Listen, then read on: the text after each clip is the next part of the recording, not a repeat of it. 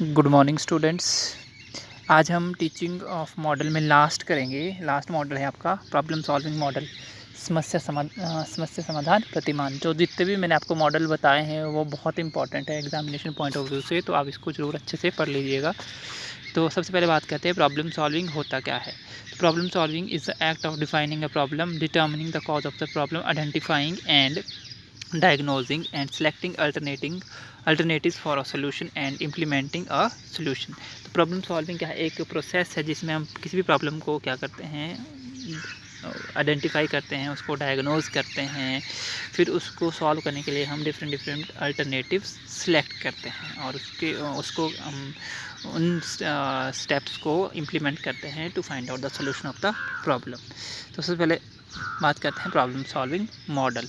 In 1983 Mayers defined problem solving as a multiple step process where the problem solver must find relationship between past experience schema and the problem at hand. Means 1983 में क्या है, Mayer ने define किया था problem solving को as a multiple step process, means बहुस्तरीय प्रक्रिया के रूप में। तो जिसमें क्या है, प्रॉब्लम सॉल्वर जो होता है वो रिलेशनशिप फाइंड आउट करता है पास्ट एक्सपीरियंसेस में और प्रॉब्लम मतलब सामने होती है उनके बीच में, and then act upon a solution, और उसके बाद उसका सोल्यूशन फाइंड आउट करता है। Mayer suggested 3 characteristics of the problem solving. उन्होंने क्या है 3 कैरेक्टरिस्टिक्स बताए थे प्रॉब्लम सॉल्विंग के, समस्या समाधान के। तो problem solving is cognitive but it is inferred from behaviour. तो प्रॉब्लम सॉल्विंग क्या है, कॉग्निटिव होती है लेकिन वो बिहेवियर से बोल सकते हो आपकी, जैसे वो मतलब ज्ञानात्मक पक्ष पे होती है, बिहेवियर पे इसका उतना ज़्यादा वो फ़र्क नहीं उसका पड़ता है। Problem solving result in the behaviour that leads to a solution. तो प्रॉब्लम सॉल्विंग से क्या है, रिजल्ट मतलब बिहेवियर आप बोल सकते हो कि चेंज होता है जो कि सोल्यूशन को फाइंड आउट करने में हेल्पफुल होता है। Problem solving is a process that involves manipulation of और ऑपरेशन ऑन प्रीवियस नॉलेज। तो प्रॉब्लम सॉल्विंग एक प्रोसेस है जिसमें मैंने आपको बताया था कि प्रीवियस नॉलेज को हम लिंकअप करते हैं और जो भी फैक्ट्स होते हैं उनको इस तरह से रखते हैं कि हमें सोल्यूशन को फाइंड आउट करने में, उसका प्रॉब्लम का सोल्यूशन फाइंड आउट करने में इजी हो सके। तो एक प्रोसेस आपको बताया है, on frequently use model of problem solving process is shown in one frequently use model, मतलब एक फ्रीक्वेंट जो यूज्ड मॉडल है वो बताया गया है। तो इसमें क्या है, सबसे पहले हम रिप्रेजेंट प्रॉब्लम को रिप्रेजेंट करते हैं, फिर सोल्यूशन को सर्च करते हैं, फिर इम्प्लीमेंट करते हैं सोल्यूशन को, फिर अगर हम सक्सीड हो जाते हैं तो यहीं स्टॉप कर देते हैं, अगर फेल होते हैं तो then go back and follow again the same procedure. अगर मान लो सोल्यूशन फाइंड आउट करने में मतलब सक्सेसफुल हो जाते हैं तो हम स्टॉप कर देते हैं, अगर हमारे को सोल्यूशन नहीं मिलता है तो हम फिर से इसी प्रोसीजर को फॉलो करते हैं। This model identifies a basic sequence of 3 cognitive activities in the problem solving. तो ये 3 कॉग्निटिव एक्टिविटीज़ को बताता है। सबसे पहले है रिप्रेजेंट द प्रॉब्लम को रिप्रेजेंट करना, फिर आता है सोल्यूशन सर्च, एंड थर्ड है इम्प्लीमेंट सोल्यूशन। तो मैंने आपको बताया था कि रिप्रेजेंट प्रॉब्लम को कैसे रिप्रेजेंट करना है। Representing the problem include calling up the appropriate context knowledge and identifying the goal and the relevant starting condition for the problem. ठीक है, सोल्यूशन सर्च के लिए मतलब हमें सोल्यूशन फाइंड आउट करना है, इम्प्लीमेंटिंग सोल्यूशन और फिर उस सोल्यूशन को इम्प्लीमेंट करना है। Implementing the solution include executing the plan of action and evaluating the result. Mean जो प्लान ऑफ एक्शन होता है उसको हमें एग्जीक्यूट करना है और हमें रिजल्ट को क्या है, इवेल्युएट करना है। ठीक है, उसके बाद आता है नेक्स्ट आपका principle for teaching problem solving. तो प्रॉब्लम सॉल्विंग जो है उसके क्या प्रिंसिपल है। पहला आता है model useful problem solving method. जो प्रतिमान है वो आप बोल सकते हो कि एक यूज़फुल है प्रॉब्लम सॉल्विंग मेथड। इन मॉडल से कोई भी प्रॉब्लम है वो इजीली सॉल्व हो जाती है। ठीक है, तो क्या बोलता है ये, problem solving can be difficult and sometime tedious. Means जो प्रॉब्लम सॉल्विंग है वो डिफ़िकल्ट भी हो जाती है, कई बार क्या होती है मतलब आप बोल सकते हो कि टीडियस हो सकती है, मतलब एक किस्म से थकान देने वाली, की प्रॉब्लम नहीं सॉल्व हो रही तो एक थकान सी हो जाती है। ठीक है, तो show tedious, show students by your example how to be patient and persistent and how to be follow the structure method. क्योंकि कई बार क्या होता है कि जब हम प्रॉब्लम को सॉल्व करने जाते हैं तो मतलब उसमें बहुत टाइम लग जाता है, तो पेशेंस रखनी भी ज़रूरी है कि प्रॉब्लम को सोल्यूशन प्रॉब्लम, अगर हमने सोल्यूशन फाइंड आउट करना है किसी प्रॉब्लम का, तो वो एकदम से नहीं निकलेगा, धीरे धीरे उसके स्टेप को फॉलो करके ही हम सोल्यूशन तक पहुंच सकते हैं। फिर आता है teach with in a specific context, और जो भी स्पेसिफिक कंटेक्स्ट है उसी के अंतर्गत हमें पढ़ाना है। तो teach problem solving skill in the context in which they will be used. For example mole fraction calculation in a chemistry course, जैसे हम मोल फ्रैक्शन निकालते हैं किसी भी मतलब साइंस में आपने देखा है, use real life problem in explanation example and exams. तो इस तरह से हम उसको एक स्पेसिफिक कंटेक्स्ट से मतलब रिलेट करके पढ़ा सकते हैं। Help student to understand the problem, और बच्चों को समस्या को समझने में ये सहायक होती है। टेक एनफ टाइम, मतलब पर्याप्त समय लेना। When planning a lecture tutorial target enough time for understanding the problem and defining the goal. Mean जब भी कोई लेक्चर हमें लेक्चर प्लान करना है या ट्यूटोरियल प्लान करना है, तो क्या है, हमें एनफ मतलब हमें टाइम क्या है, मतलब आप बोल सकते हो कि पर्याप्त समय देना है उसको, ठीक है ना, उसको प्रॉब्लम को डिफ़ाइन करने के लिए, प्रॉब्लम को अंडरस्टैंड करने के लिए और गोल्स को डिफ़ाइन करने के लिए। Ask question and make suggestion, question मतलब प्रश्न पूछना और सुझाव बनाना।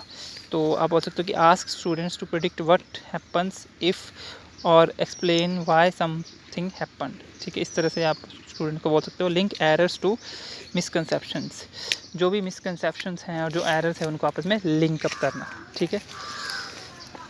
फिर आता है Woods problem solving model. Woods problem solving model क्या है, तो आप इसमें ये डाल सकते हो, इसमें कुछ स्टेप्स हैं। सबसे पहले following are the steps of Woods problem solving model. पहला आएगा डिफाइन द प्रॉब्लम, प्रॉब्लम को डिफाइन करना, समस्या को आप बोल सकते हो कि परिभाषित करना। तो उसमें आएगा द सिस्टम, ठीक है। Number 2 known and concepts, third है अननोन्स, फोर्थ है यूनिट्स एंड सिंबल, फिफ्थ है कॉन्स्टेंट एंड सिक्स्थ है क्राइटेरिया फॉर सक्सेस। तो पहला आता है the system. Have student identify the system and study, for example a mental bridge subject और certain forces. तो जो भी इसमें लिखा गया है कि जो द सिस्टम है, इसमें क्या है, स्टूडेंट्स को आइडेंटिफाई करना है सिस्टम जो भी हम स्टडी के लिए ले रहे हैं उसके रिगार्डिंग, ठीक है। Drawing a diagram is a great way to do this. तो इस तरह से मतलब कोई भी हमें सिस्टम, अगर हम किसी को बता रहे हैं कि हमने ये सिस्टम लिया है अंडर स्टडी, तो उसको हम क्या है, जैसे कोई ब्रिज का इसमें बताया गया है कि for example metal bridge subject to certain forces, ठीक है, एक मेटल ब्रिज है और उसमें बहुत सारे फोर्सेस लग रहे हैं, तो उसको हम डायग्रामेटिकली दिखाएंगे तो बच्चों को ज़्यादा समझ आएगा। फिर आएगा known concepts, list what is known about the problem and identify the knowledge needed to understand and solve it. तो जो भी नॉन कंसेप्ट है किसी प्रॉब्लम की, मीन्स हमें ये पता है, इसको लेके हम चल सकते हैं प्रॉब्लम का सोल्यूशन फाइंड आउट करने के लिए, तो हम वो इसकी एक लिस्ट बनाएंगे, ठीक है। List all the known concept and problem, identify the knowledge needed to, और फिर उसको आइडेंटिफाई करेंगे हम जो भी नॉलेज है to which is needed to solve the problem. फिर आएगा unknowns. Once you have a list of knowns, जैसे ही हमारे पास एक नोन की जो हमें ज्ञात है उसकी जो हम लिस्ट सूची बना लेंगे, द आइडेंटिफाइंग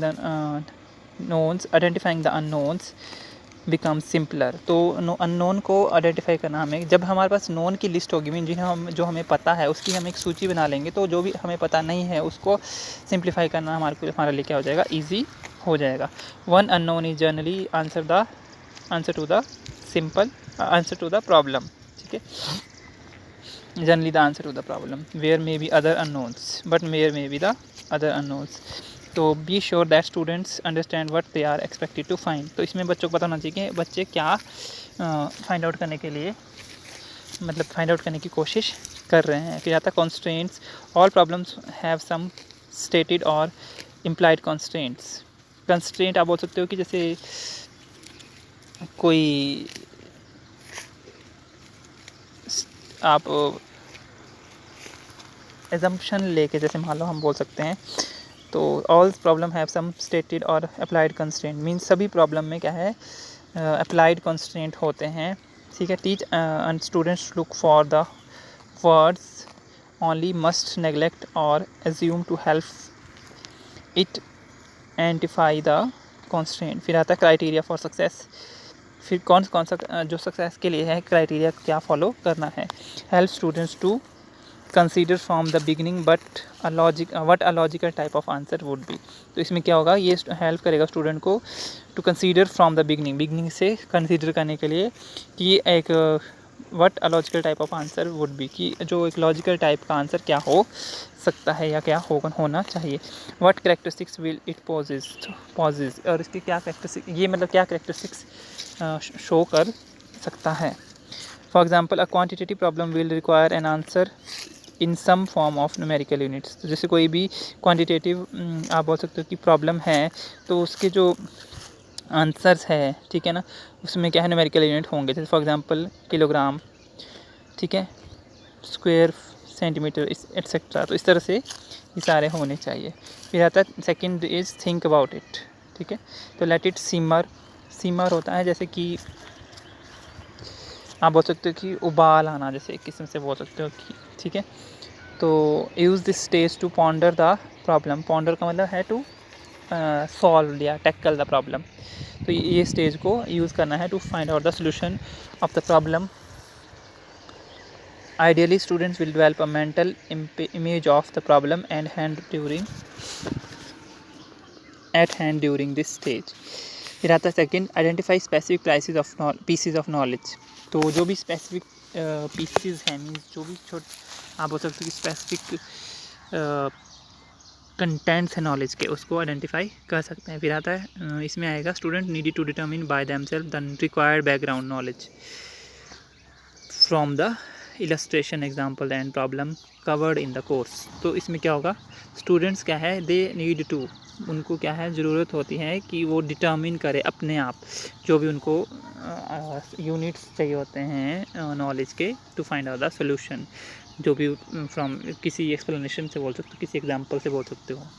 फिर कलेक्ट इन्फॉर्मेशन, सूचना एकत्रित करना। Encourage students to collect patient information such as conversion factor constant and tables needed to solve the problem, ठीक है।